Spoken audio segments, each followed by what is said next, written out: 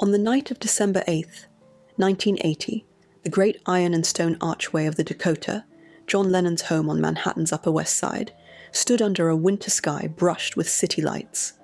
It was beneath this familiar arch that Lennon, the former Beatle whose music had shaped generations, was suddenly and irrevocably taken from the world. Waiting there was a deeply disturbed man, an American Beatles fan whose envy of Lennon's life had fermented into a dangerous rage. He had long fixated on Lennon's 1966 remark that the Beatles were more popular than Jesus, twisting it in his mind until it fueled a personal vendetta. In his delusion, he fancied himself a modern incarnation of Holden Caulfield from The Catcher in the Rye, clinging to the fictional character's crusade against phonies and adopting that psychology as his own warped identity. Over months, he planned the unthinkable. He even considered targeting other celebrities, David Bowie among them, before ultimately returning to the object of his obsession, John Lennon. On the morning of December 8th, he positioned himself outside the Dakota, watching and waiting. That afternoon, he approached Lennon as the musician stepped out for a recording session at the record plant. Lennon, gracious as ever, signed the man's copy of Double Fantasy, a moment frozen in time by a fan's camera. Later that night, Lennon and Yoko Ono returned home briefly to tuck in their son, Sean, before heading out again for a late-night dinner. As they crossed the sidewalk and moved toward the Dakota's arched entrance, the lamps casting long golden pools on the pavement, the man stepped from the darkness. He raised a .38 Special revolver loaded with hollow point bullets and fired 5 times. 4 shots tore into Lennon's back. Lennon stumbled through the entryway, collapsing just inside the building he loved. Police officers rushed him to Roosevelt Hospital, but at 11:15 p.m., he was pronounced dead on arrival. The killer didn't run. Instead, he remained at the scene, reportedly reading The Catcher in the Rye, until New York City police arrested him. As the news spread, shockwaves circled the globe. Outside Roosevelt Hospital and the Dakota, people gathered in silence, candles shaking in the cold, voices joined in quiet disbelief. Tributes rose in cities around the world, a chorus of grief and gratitude.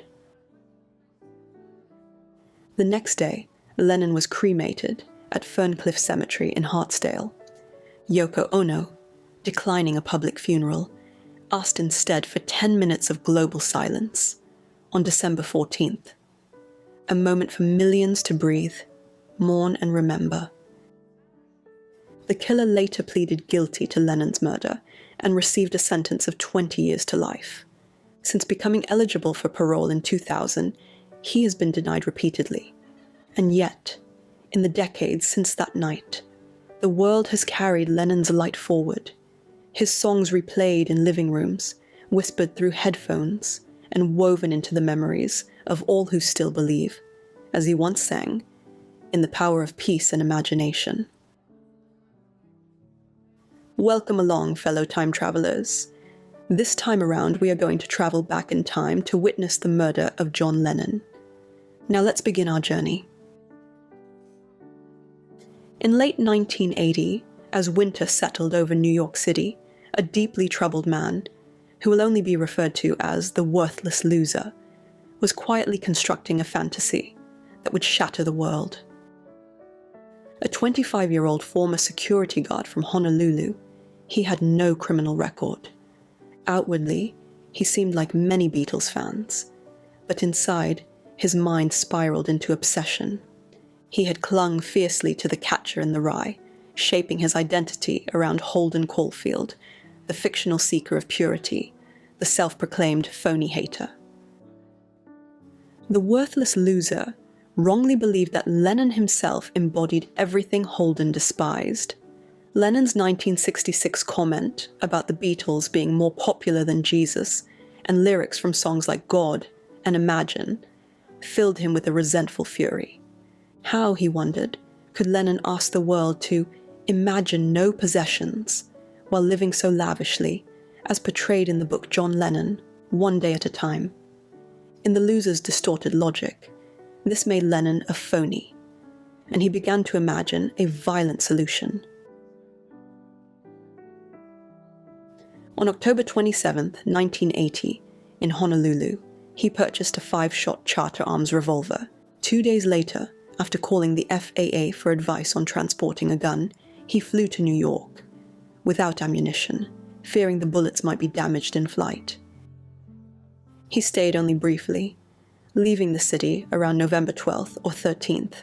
He then flew to Atlanta, where his friend, a police officer, gave him hollow point bullets before returning on December 6th. That night, he checked into the Upper West Side YMCA, and the next day, he moved to the Sheraton in Midtown. Here is what happened on December 8th, 1980. Before dawn broke, the worthless loser planted himself outside the Dakota and waited. He struck up conversations with fans and even chatted with the doorman, blending into the background. By all accounts, everyone thought he was creepy. In the morning, he was momentarily distracted and didn't notice Lennon slipping out of a taxi and into the building. Soon after, he encountered Helen Seaman, the family nanny, returning with 5-year-old Sean. Reaching eagerly past the housekeeper, he shook Sean's hand and called him a beautiful boy, quoting Lennon's own lullaby, "Beautiful boy, darling boy." Later that day, Annie Leibovitz arrived for a photo session destined for Rolling Stone. Utilizing John Lennon's original ideas, she simply snapped what would become one of the most iconic images of all time: Lennon and Ono entwined, vulnerable, intimate, radiant.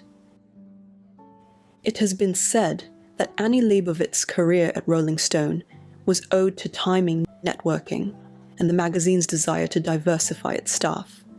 In the early 1970s, the publication was shifting its image, and it's been said simply wanted a female photographer to counterbalance the male-dominated rock journalism scene. After all, her early work, mostly tour documentation and standard portraiture, may have been technically competent, which was not difficult in the 1970s, but not radically inventive compared to other photographers of the era. Afterward, Lennon settled in for what would become his final interview, speaking with DJ Dave Sholin, writer Laurie Kay, and producer Ron Hummel for the RKO radio network. Around 5 p.m., Lennon and Yoko, delayed by sharing a late limousine with the RKO crew, finally left the Dakota to mix Walking on Thin Ice at the record plant. As they stepped out, the worthless loser approached with a copy of Double Fantasy. Lennon, ever generous with fans, took his time, pen sputtering to life as he signed the album cover. "Do you need anything else?" John supposedly asked. "No, sir," the loser supposedly replied. Amateur photographer Paul Gorish snapped a photograph of the moment, a snapshot of kindness offered to someone who didn't deserve it. At approximately 10:50 p.m., the Lennons returned to the Dakota. Instead of driving into the secure courtyard, they stepped out on the sidewalk. As Yoko passed, the worthless loser nodded. As Lennon followed, he seemed to recognize him from earlier. Just a quick glance. Seconds later, from 9 or 10 feet away, the loser pulled the .38 revolver from his coat. Witnesses once claimed he called out "Mr. Lennon" and dropped into a combat stance, but later testimony cast doubt on those details. The loser himself never recalled calling out, though in a 1992 interview, he did claim the stance. He fired 5 hollow point rounds. One bullet missed, shattering a window on a door in the entryway that was part of a winter enclosure to keep cold wind from blowing into the security office. 2 bullets entered Lennon's back, one passing through chest and lung, the other lodging in his neck. 2 more tore into his left shoulder. At that point, it is safe to say that Lennon likely fell forward and was dead before he hit the ground. Unfortunately, journalists decided to make his death more dramatic by claiming that John Lennon, while riddled with bullets and bleeding heavily, staggered forward, and while still holding cassettes from the recording studio with one hand, opened up a glass door with the other, walked a bit further, and then he turned right, and then he ascended 5 steps, and then he pushed open a heavy oak door, and then he walked into the security office and said to Yoko, "I'm shot, I'm shot." They also claimed he then gasped, and only at that point finally dropped the cassettes he'd carried from the studio. At the same time this supposedly happened, Doorman Jose Perdomo immediately confronted the killer, knocking the revolver from his hand and kicking it across the sidewalk. Wherever John Lennon was at this point, likely dead in the Dakota's entryway, concierge Jay Hastings rushed to Lennon, trying to make a tourniquet before realizing the wounds were too severe. He covered Lennon's chest with his own uniform jacket, removed the singer's blood-soaked glasses, and called for help. The worthless loser removed his coat and hat, revealing a Todd Rundgren Hermit of Mink Hollow t-shirt, and stood calmly waiting for the police. When Perdomo demanded, "Do you know what you just did?" he replied almost conversationally, "I just shot John Lennon." Officers Stephen Spiro and Peter Cullen arrived first. They found the loser standing quietly, reading The Catcher in the Rye. He apologized for ruining their night, prompting Cullen to snap, "You've got to be kidding. Do you know what you've done to your life?" The officers handcuffed him and read him his rights, more than once. Meanwhile, officers Herb Frauenberger and Tony Palmer arrived and approached where Hastings was tending to Lennon. Realizing there was no time to waste, they loaded him into the patrol car driven by James Moran and Bill Gamble. In their haste, they almost put him in the same squad car as the killer. As they sped to Roosevelt Hospital, one officer tried to speak to Lennon, asking either, "Are you John Lennon?" or "Do you know who you are?" He later claimed that Lennon managed only a nod and a gurgled sound before losing consciousness. But that story was not true. By that time, John Lennon was long gone. A few minutes before 11 o'clock, the patrol car carrying John Lennon screeched to a halt outside Roosevelt Hospital. Officer James Moran threw open the cruiser door, gathered Lennon onto his back, and rushed through the emergency room doors, shouting for help. "Multiple gunshot wounds. I need a doctor now." Lennon was not breathing. There was no pulse. His skin had turned the color of wax under the hospital's harsh lights. Within seconds, 3 doctors, a nurse, and several medical attendants surrounded him, fighting the clock as they worked desperately to pull him back. For 10, maybe 20 minutes, the team tried everything they could. When the usual methods failed, they turned to a final brutal measure, cutting open his chest for a resuscitative thoracotomy, hoping to restore circulation directly. But once inside, they saw the truth no one wanted to face. The damage to the blood vessels above and around Lennon's heart was catastrophic. 4 hollow point bullets had torn into him. 3 had passed straight through his back and out his chest, 1 lodged in his aorta beside his heart. One of the exit wounds had even sent a bullet burrowing into his upper left arm. Any one of these wounds could have been fatal. Together they had destroyed his left lung and obliterated the major arteries that fed life into the heart. There was simply nothing left for the doctors to repair. Now, After hearing these undisputed facts from medical experts who were there, do you still believe the story that John Lennon kept walking and opened doors and ascended stairs and spoke? Or can you finally admit that you have been lied to by overzealous journalists and others since that night? It's okay to admit you have been lied to and you believed the lies. Finally, you know the truth. But people will continue to lie over the course of time, and sometimes people just don't remember things correctly. Even the stories of who worked on him became tangled with time. Stephen Lynn, the head of the emergency department, later recalled massaging Lennon's heart for 20 minutes alongside 2 other doctors before the trio declared him gone. Another surgeon, Richard Marks, claimed he performed the operation, administering massive transfusions, massaging Lennon's heart, and ultimately stitching his chest closed once he realized nothing more could be done.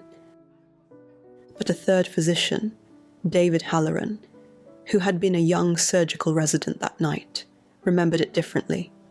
He insisted that neither Lynn nor Marks did much at all, and that he hadn't even realized who the victim was until someone whispered Lennon's name, sending Lynn rushing into the room. The official records reflect the certainty the moment demanded, even if memories faltered. According to his death certificate, John Lennon was pronounced dead at 11:15 p.m., though some reports place the time at 11:07. Witnesses remembered something eerie, almost poetic. At the very moment he was pronounced, the hospital's sound system began to play the Beatles' All My Loving. His body was taken to the city morgue at 521st Avenue for autopsy. The cause of death, written in clinical finality, was hypovolemic shock, the loss of more than 80% of his blood volume. Multiple gunshot wounds had torn through the left shoulder and chest, ravaging his left lung, the subclavian artery, and both the aorta and its arch. The report concluded that even with the fastest, most expert medical care, no one could have survived more than a few minutes after such devastation. And so, in a quiet room, surrounded by doctors who had fought for him with everything they had, the life of one of the world's greatest voices slipped irretrievably into silence.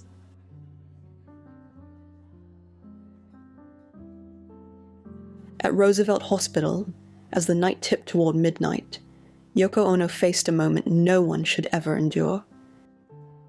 Her husband was gone, but their 5-year-old son, Sean, was still at home in the Dakota, likely curled on the couch watching television, unaware that the world around him had changed forever. Ono begged the hospital staff not to release the news until she could reach him. The thought of her child learning of his father's death from a cold television broadcast horrified her. But fate had placed a journalist in the wrong place at the worst time. Alan J. Weiss, a news producer for WABC TV, had been brought to the very same emergency room after a motorcycle accident earlier that evening. As doctors and officers rushed Lennon through, Weiss overheard the police mention what had happened. Stunned, he reached for a phone and called his station. Word began to ripple outward. At ABC News headquarters, Roone Arledge received the news just as the nation was watching the final moments of a Monday night football game between the Patriots and the Dolphins.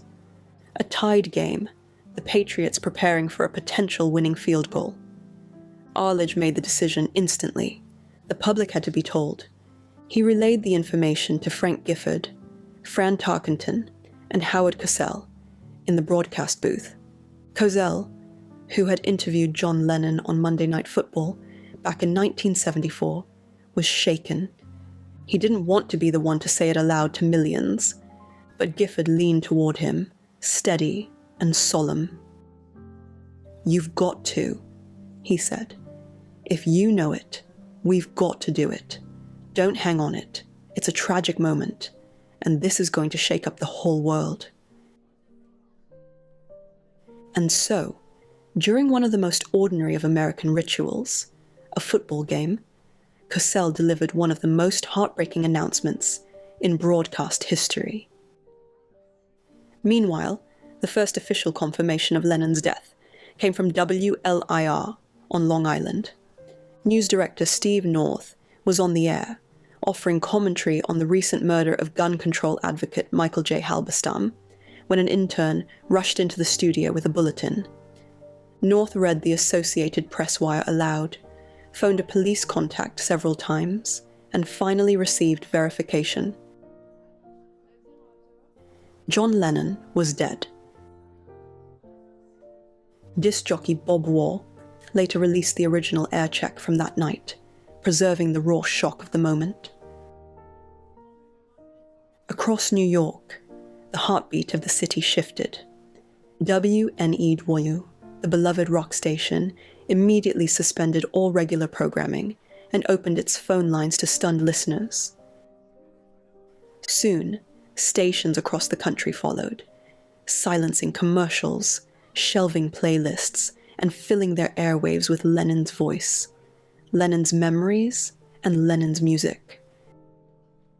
A world that had grown up with him had suddenly lost him, and the first waves of grief were already washing through the dark.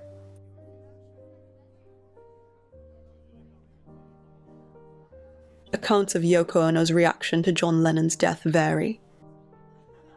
Dr. Stephen Lynn claimed she collapsed in extreme distress, striking her head on the hospital floor, but 2 nurses present disputed this, and Ono herself later rejected the story.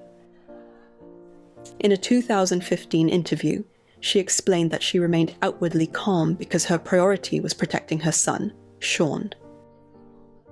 She was escorted from the hospital by a police officer and David Geffen. The next day, she released a statement announcing there would be no funeral and inviting the world to join a silent vigil, adding that Lennon had loved and prayed for the human race. Tributes from Lennon's former bandmates reflected shock and devastation. George Harrison expressed deep respect for Lennon and condemned the senselessness of taking a life, privately telling friends that he had simply wanted to play guitar in a band, never imagining such an ending. Paul McCartney, overwhelmed when approached by reporters outside his home and later at a London studio, struggled to articulate his grief. His brief remark, "It's a drag," was widely criticized, but he later emphasized that he had been in shock and unable to process the moment. He later described the day as a blur of disbelief, fear, and emotional overload. Ringo Starr, vacationing to Bahamas, flew immediately to New York to comfort Ono and Sean. Elsewhere, Keith Richards later recalled being nearby when he heard the news, describing a moment of stunned anger that, he strangely claimed, sent him into the streets searching for the killer.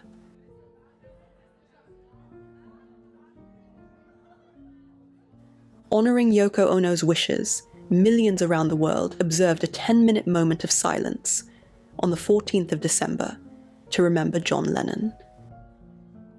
More than 30,000 people gathered in his hometown of Liverpool, while over 225,000 assembled at Central Park's Naumburg bandshell.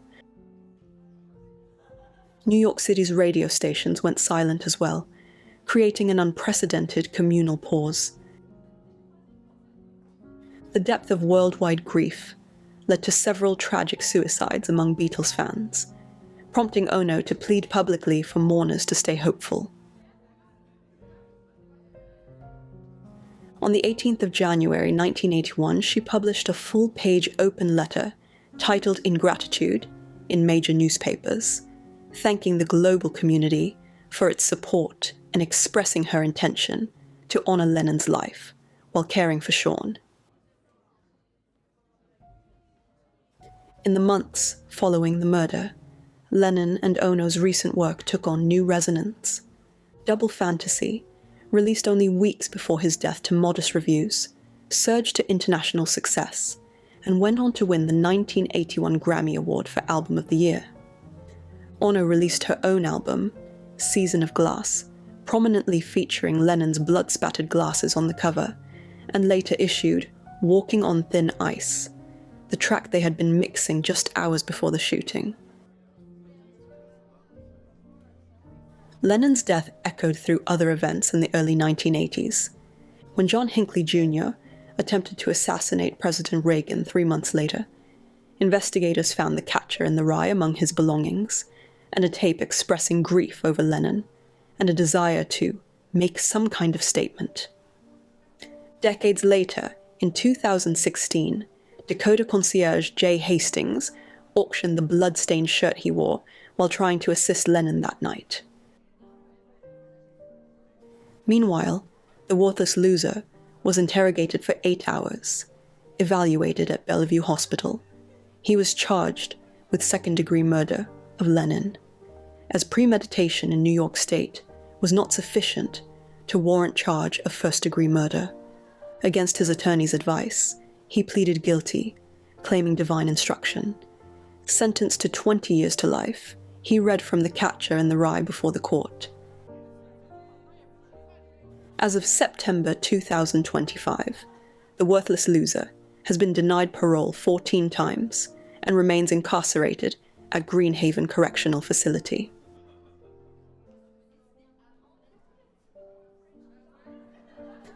Strawberry Fields in Central Park was officially dedicated on October 9th, 1985, John Lennon's 45th birthday.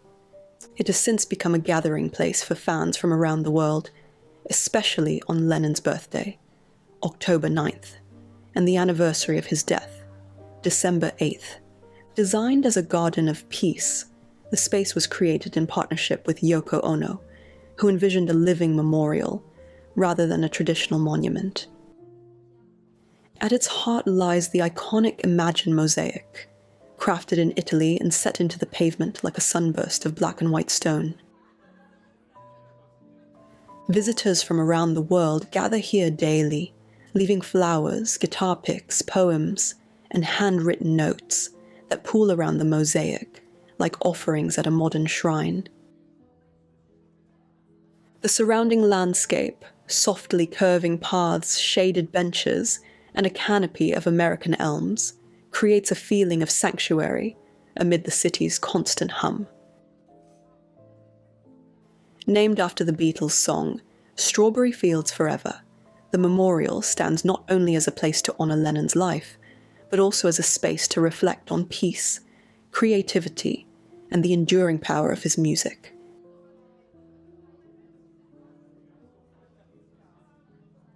So what do you think of the murder of John Lennon? Were you alive when it happened? Where were you when you found out? How did you feel about it then? And how do you feel about it now? Please share your thoughts in the comments below. Kindly remember to like, share, and subscribe, and hit the notification bell. Kindly be kind to all of our fellow Earthlings, and please do not harm them.